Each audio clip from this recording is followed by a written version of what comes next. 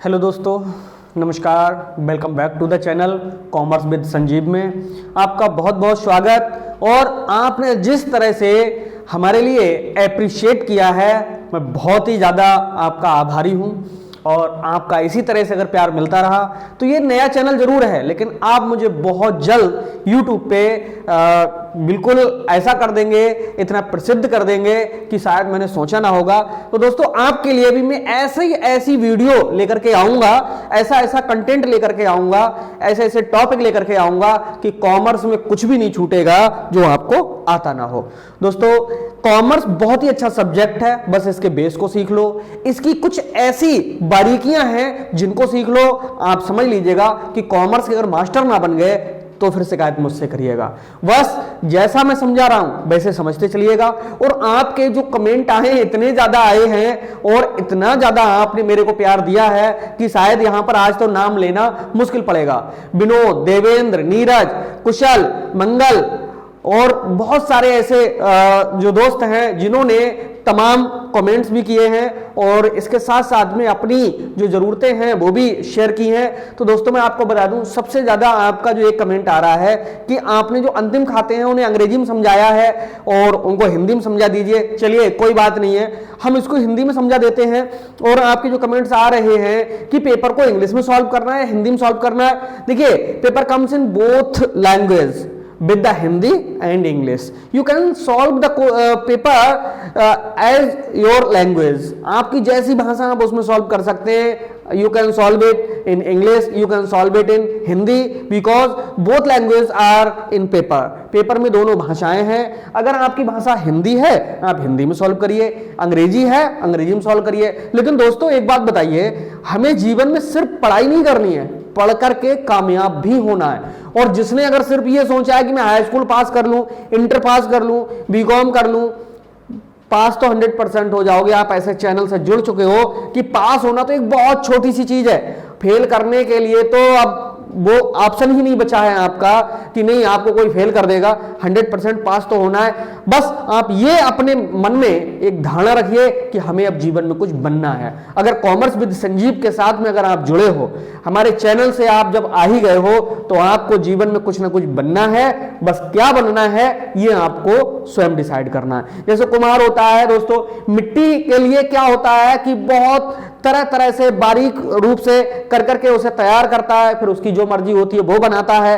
तो इसमें क्या है कि आपको अपने आप को क्या बनाना है। आप खुद अपने एक प्रकार के कुंभकार हैं। कैसे करके अपने आप को ढालोगे, कैसे क्या बनोगे। मेरा काम तो सिर्फ सही रास्ता बताना है, मेहनत कराना है, करते रहना है। और आपकी मदद के लिए मैंने एक बिगड़ा उठाया है कि नहीं, कॉमर्स जिन भी छात्रों ने लिया है, मैंने देखा कि यूट्यूब पे हाई स्कूल और इंटर के लिए, यूपी बोर्ड वालों के लिए कोई जगह नहीं है, यहां पर कोई काम नहीं कर रहा था। मैंने जो अपना टाइम है उसमें से बहुत सारा टाइम ऐसा निकालने का प्रयास किया है कि आपकी मदद की जाए। क्योंकि यहां पर दुनिया में सब कुछ पैसा नहीं है दोस्तों। अगर आपको मैं जो पढ़ा रहा हूं, अगर पैसे के लिए पढ़ाता तो ऑफलाइन बैच बहुतेरे चल रहे हैं। 1 घंटा 1 बैच, 2 बैच, 3 बैच और लगा देता जहां से मैं पढ़ा सकता हूं। यहां पर सिर्फ मुझे आत्मसंतुष्टि इस बात की है कि मैं जो कुछ भी आपको पढ़ा रहा हूं, समझा रहा हूं, आप उससे खूब प्रसन्न हैं, खुश हैं, क्योंकि आपकी ये सब चीजें कमेंट्स बताती हैं कि मतलब आपको ये कैसे वीडियोस लग रहे हैं। तो आप समझ लीजिएगा, अब से लेकर के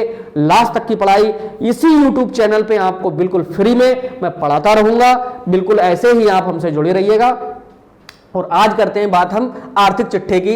तो आज मैं हिंदी और इंग्लिश दोनों का इस्तेमाल कर लूंगा, लैंग्वेज का, जिससे जो इंग्लिश मीडियम में लोग पढ़ रहे हैं उनको दिक्कत ना हो, इंग्लिश के थ्रू जो पेपर सॉल्व करने का प्रयास करेंगे उनको दिक्कत ना हो। मैं आपकी प्रॉब्लम समझ रहा हूं, क्योंकि आप जहां जहां पढ़े हो, जहां जहां ट्यूशनें आपने लगाई हैं, वो सब हिंदी में उन्होंने पढ़ाया है, इसलिए आपको दिक्कत आ रही। लेकिन अगर मेरे जैसे टीचर ने अगर सलाह दी होती है आपको तो ये दिक्कत नहीं आती। कोई बात नहीं है, क्योंकि पेपर बिल्कुल पास है तो हम की जरूरत के आधार पे ही चलेंगे। ओके, आप विक्रय विवरण, एक न्यूमेरिकल आएगा, हिंदी में सॉल्व करिएगा और पूरा पेपर हिंदी में ही सॉल्व करिएगा अगर आपकी हिंदी लैंग्वेज है। और इसके साथ में एक बिल नाम का चैप्टर है, वो भी आपको हिंदी में ही सॉल्व करा देंगे, हिंदी में सॉल्व कर लीजिएगा। और तीसरा न्यूमेरिकल ये आ रहा है जिसका नाम है अंतिम खाते, ये भी चैप्टर आपको अब हिंदी में करना है तो हिंदी में कर लीजिए, इंग्लिश में करना है तो इंग्लिश में कर लीजिए। अगर अभी इंग्लिश में सीख लेते तो आगे जो आपका इंटरमीडिएट है और इसके आगे अगर कोई कोर्स करोगे तो उसमें ये सब चीजें आपको इंग्लिश में ही सीखनी पड़ेंगी। ओके, इंग्लिश बहुत सरल है, English is a global language, you can done it very easy by the practice and more practice. आप थोड़ी थोड़ी प्रयास करेंगे, ज्यादा प्रयास करेंगे तो 100% इसके लिए आप कर लेंगे। लेकिन कोई बात नहीं है दोस्तों, हम अपने टॉपिक पे चलते हैं। बैलेंस शीट दुनिया में आपने हर जगह पढ़ी होगी, लेकिन जैसा मैं आज पढ़ा रहा हूं आपको ऐसी कहीं पर नहीं मिलेगी। आपका दावा है ये, मेरा दावा है आपसे ये, आप जरा देखिए कि बैलेंस शीट को लिख देते हैं टीचर कि ये एंट्रियां इधर रट लो और ये चीज कर लो, लेकिन इसकी बारीकियों को समझने के बाद में आपको बहुत कुछ अलग लगेगा। तो आइए दोस्तों स्टार्ट करते हैं। देखिए दोस्तों, अंग्रेजी में तो इसके लिए हम बैलेंस शीट कहते हैं, लेकिन आर्थिक चिट्ठे के नाम से आपको इसको बनाना है। और आर्थिक और चिट्ठा कहते किसके लिए, थ्योरी में भी आ सकता है। आर्थिक चिट्ठा दो शब्दों से मिलकर के बना है, आर्थिक और प्लस चिट्ठा। ये कोई खाता नहीं है दोस्तों, पहले ये भी समझ लेंगे। खाता क्यों नहीं है, क्योंकि खाता होता तो डेबिट और क्रेडिट होता, इसमें डेबिट क्रेडिट नहीं है। एक तरफ आपके दायित्व हैं और एक तरफ आपकी क्या है, संपत्तियां हैं। आज का वीडियो अगर 2-4 मिनट ज्यादा हो जाए पूरा देखना, मतलब बिल्कुल स्किप नहीं करना है इस वीडियो के लिए, तो समझ में पूरा आएगा। आर्थिक चिट्ठा दो शब्दों से मिलकर के बना है, आर्थिक प्लस चिट्ठा। आर्थिक का मतलब बोई वाला अर्थशास्त्र, जिसमें धन, रुपए, पैसे का वर्णन किया गया है, उसका अध्ययन किया गया है। और चिट्ठे का मतलब होता है एक प्रकार का पूरी चिट्ठी जैसा पूरा वर्णन, यानी जिसमें सारी बातें लिखी हुई होती हैं। तो ये वही चीज है जिसमें हमारे रुपया पैसा से संबंधित जो बिजनेस में टोटल लगा हुआ है उससे संबंधित सब बातें यहां पर जो लिखी जाएंगी उसी को हम कहेंगे आर्थिक चिट्ठा। ठीक है, और आर्थिक चिट्ठा का जो टोटल होता है वो लोग कहते हैं दोनों ओर बराबर है।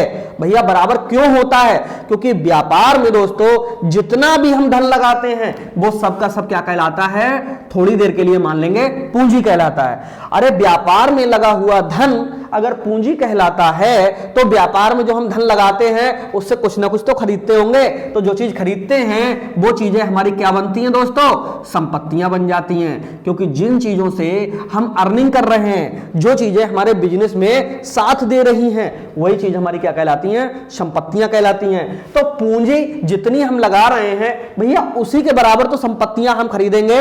अरे व्यापार में 10 लाख रुपए लगा रहे हैं तो 10 लाख रुपए लगा कहां रहे, कोई ऐसा थोड़ा ही नहीं है कि उसके लिए कहीं पर चिपका रहे हो, नहीं, उस पैसे का कहीं ना कहीं हम इस्तेमाल कर रहे होते हैं किसी चीज को खरीदने में, कोई पेमेंट करने में या नगद धनराशि रखने में। तो जितनी पूंजी होगी उतनी हमारी क्या होंगी, संपत्तियां होंगी।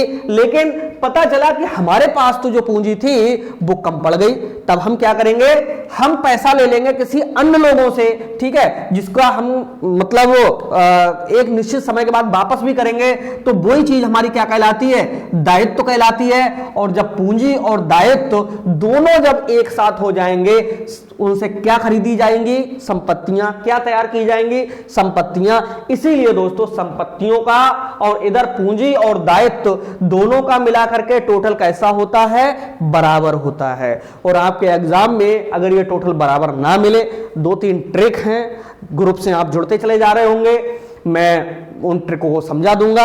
अगर एक आध एंट्री से गलती हो रही होगी वो खुद ही निकल करके आ जाएगी कि कौन सी एंट्री कहां गड़बड़ पड़ रही है, उसकी आप बिल्कुल टेंशन ना लें। ओके, तो इधर दोस्तों सिर्फ पूंजी आएगी और दायित्व आएंगे, इधर क्या आएंगी, संपत्तियां। ओके, अब हम इसको मिटा देते हैं, अब इसको बिल्कुल उस लैंग्वेज में लेकर के चलते हैं जैसे आपको पेपर में सॉल्व करना है। ओके, देखो सबसे पहले आपको यहां पर लिखनी होगी पूंजी, ठीक है।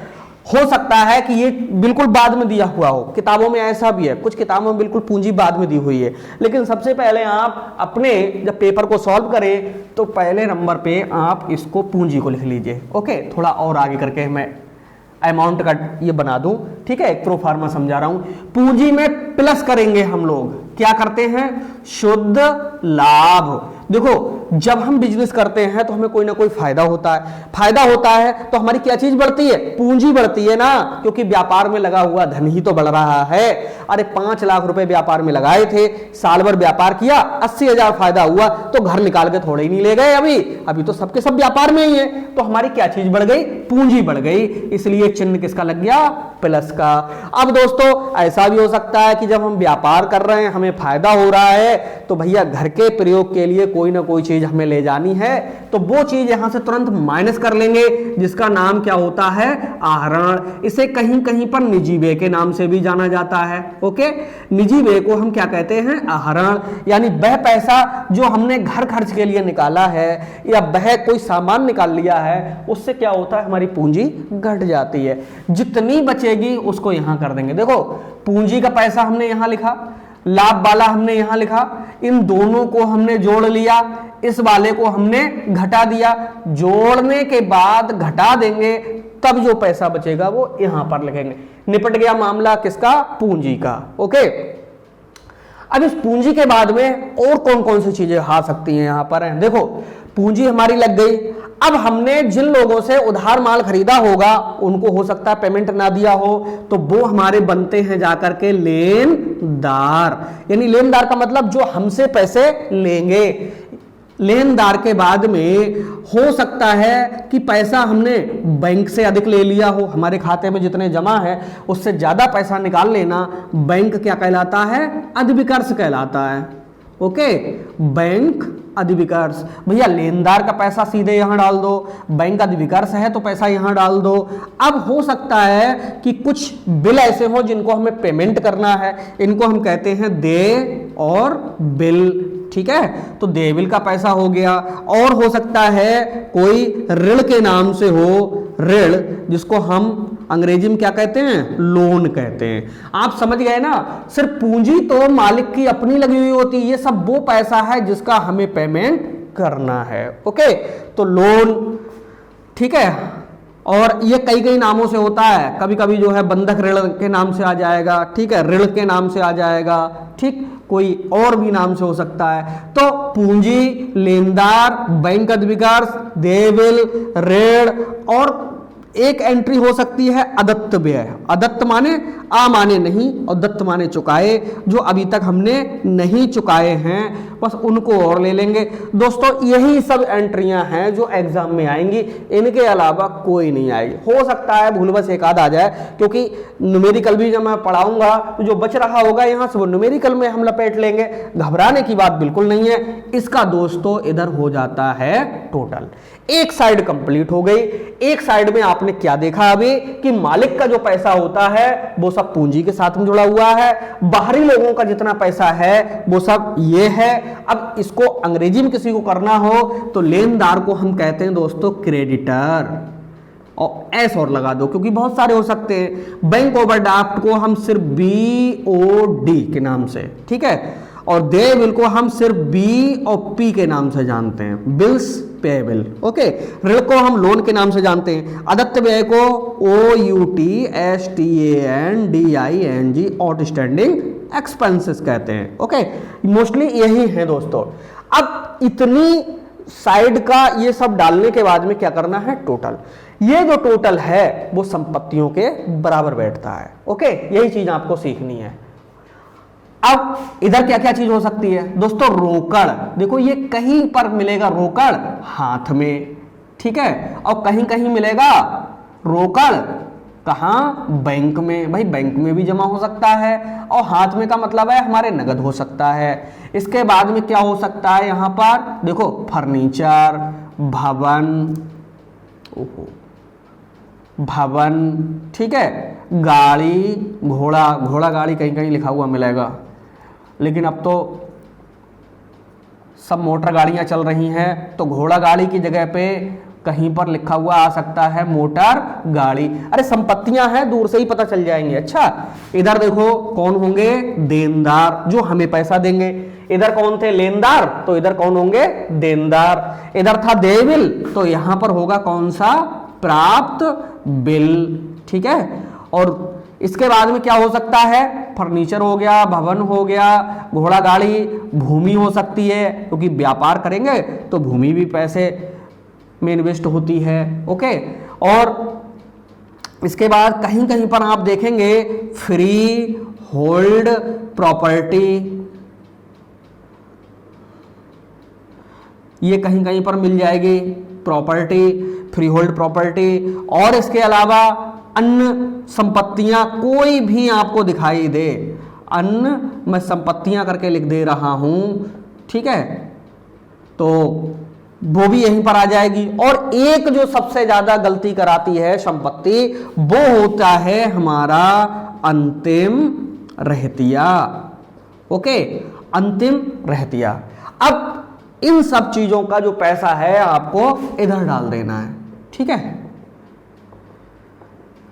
डालने के बाद में आप जब इनका टोटल मारोगे, एक चीज और डाल दो, पूर्व दत्त व्यय। पूर्व दत्त किसे कहते हैं? जो पहले से ही चुका दिए गए हैं, यानी ऐसे खर्चे जिनका अभी टाइम पूरा नहीं हुआ था, हमने दे दिए थे, तो उनके लिए भी यहां पर डाल दो। दोस्तों, जब ये दोनों ओर का टोटल आप देखेंगे तो ये जो टोटल होगा वो आपस में क्या होगा? बराबर होगा। बराबर होने को ही हम कहते हैं क्या? बैलेंस शीट, यानी दो ओर का बैलेंस बराबर है। क्यों बराबर होगा? अरे भैया, जितना अपना पैसा है, जितना किसी का देने को है, उन दोनों को तो लिया हमने जोड़, उन दोनों से हमने क्या क्या खरीदा, क्या क्या चीज बनाई, क्या क्या संपत्तियों में पैसा लगाया, बस उतना ही तो होगा, उससे ज्यादा तो हो नहीं सकता, ना कम हो सकता है। अब कोई चीज अगर इसमें मैच नहीं कर रही होती है तो उसके कुछ तरीके होते हैं, जिसका एक तरीका अभी बता दे रहा हूं, वरना वीडियो बहुत लंबा हो जाएगा। उसका सबसे अच्छा एक तरीका यह होता है कि इधर टोटल और इधर टोटल करने पे अगर बराबर नहीं आ रहा है तो आप ये देखिए कि ज्यादा वाला टोटल कौन सा है। अब इधर ज्यादा है तो इधर देखिए, और इधर ज्यादा है तो उधर देखिए। अब ज्यादा जो टोटल आ रहा है वो दूसरे वाले से कितना ज्यादा आ रहा है नहीं भाई? ज्यादा आ रहा है, इसका मतलब है कहीं की ये कोई एंट्री छूट गई होगी, ठीक है, तो ज्यादा वाला सही, अधिकांश जो चांस होते हैं वो ज्यादा वाले के सही होते हैं। तो जितने रुपए का अंतर आ रहा है उतने रुपए की कोई ना कोई एंट्री होगी। फिर उसका अगर उतने रुपए की एंट्री नहीं है तो उसका डबल करके देखो, पता चल जाएगा कि कोई एंट्री होगी। डबल करने से क्या होता है? अगर इधर की एंट्री अगर इधर पड़ गई तो वो डबल प्रभाव डाल रही होगी दोस्तों, ठीक है। तो वो डबल एंट्री डबल करके देखो, उतना अमाउंट कोई ना कोई मिल जाएगा। अच्छा, डबल से भी पता नहीं चल रहा है तो तीसरी बार में फिर उसे हाफ करके देखो, जो अंतर आ रहा है उसे आधा करके देखो। ये 3 कैटेगरी से करके आपको उम्मीद है कि वो एंट्री मिल जाएगी। ये कंडीशन तब होती है जब कोई एंट्री छूट रही होती है। जब हम जोड़ घटाने में कहीं गलती कर रहे होते हैं उसकी ट्रिक भी और है। अगर हम गलती कर रहे होते हैं कोई एंट्री के बारे में, हमें पता ही नहीं है कि किधर जाएगी, डेबिट में जाएगी, क्रेडिट में जाएगी, उसकी भी ट्रिक है, लेकिन उसके लिए वीडियो और होंगे। आपको एक ग्रुप में मैंने बता दिया है, आप बहुत लोग मत जोड़िए, जिसकी तैयारी पूरी है, जिसका पूरा कंप्लीट हो चुका है, ओके, तो उनके लिए इस ग्रुप में जुड़ने की जरूरत नहीं है। ये ग्रुप उन लोगों के लिए है जिनकी तैयारी अभी पूरी हो नहीं पाई है, ओके, क्योंकि इतने लोगों ने मैसेज कर दिए कि उसमें कई हजार लोगों के मैसेज आ चुके हैं, और इसके बाद एक एक व्यक्ति कई मैसेज कर रहे हैं। भाई, इतने लोगों को कौन से ग्रुप में जोड़ा जा सकता है? तो ये सिर्फ मदद के लिए है। आप इसमें जुड़ेंगे तो हम आपके लिए इंपॉर्टेंट दे सकते हैं, उनके आंसर्स दे सकते हैं, लेकिन आपका तैयार है तो कतई मत जुड़िएगा, ओके। और वो मोबाइल नंबर है व्हाट्सएप मैंने जो प्रोवाइड कराया आपकी मदद के लिए, 9719811101, ये व्हाट्सएप नंबर है। इस पे आप अपना नेम, एड्रेस और क्लास, ये 3 चीजें बस भेज करके और शांत होकर के बैठ जाइए। जैसे ही हमारे स्टाफ के लिए मौका मिलेगा, क्योंकि कई ऑफलाइन बैचेस हैं और ये हाई स्कूल का तो केवल हमने इस पे लिया है, आपकी मदद के लिए लिया है। बाकी बड़े बड़े जो क्लासेस हैं, बीबीए है, बीकॉम है, एमकॉम है, उनके ऑफलाइन बैच चल रहे हैं। टाइम ही नहीं मिल पा रहा है इतना कि हम आपको मतलब उसका मैसेज का जवाब दे पाए। जवाब आएगा ओके, यस, नो में ही आ सकता है कुछ, बाकी बहुत बड़ा आप सोचो लिखे नहीं। वो जब ग्रुप बना दिया जाएगा उस पर हम पूरा पोस्ट करते रहेंगे, उस पे जितने भी आंसर्स हैं वो सारी चीजें उस पे आती रहेंगी। कौन कौन से क्वेश्चन इंपॉर्टेंट हैं, कौन कौन से पहले तैयार करिए, ये सारी चीजें आपको मिलती रहेंगी। और एक वीडियो ऐसा बनने जा रहा है कि हाई स्कूल में इस बार क्या क्या आने की संभावना है, ये आपको कल मिल जाएगा, वीडियो पक्का मिल जाएगा कल। आप लोग कई दिनों से परेशान हो, लेकिन वो चीज हम ऐसे नहीं दे रहे हैं, उसमें पूरा हम अपना दिमाग लगा करके कि इस साल क्या आ सकता है तब इंपॉर्टेंट बनाया जाता है। मैंने बना दिया है, समझ लीजिए। बस वीडियो बनाने के लिए रह गई है और ग्रुप बनाने के लिए रह गया, उस पर हम पेस्ट कर देंगे। है, ये नंबर है आपका, इस पे आप अपना नाम, जरूरत अगर आपको है तो नाम, एड्रेस और क्लास लिख करके, बस 3 ही चीज़ों को लिख करके बस भेज दीजिएगा। बाकी कुछ लोग ऐसे हैं जो अपने सवाल उस पर डाल रहे हैं, पोस्ट कर रहे हैं, भाई इन चीज़ों को अगर मैं जवाब देने लगूंगा ऐसे तो फिर मैं सबके कैसे दे पाऊंगा, एक के लिए एक बैलेंस शीट समझाने में समझ लिए 10, 15, 20 मिनट लग गए हैं। ओके, आप समझदार बनिए। हाँ, पूरे कोर्स को सिखा दूंगा मैं, उन चीज़ों की आपको ज़रूरत ही नहीं पड़ेगी।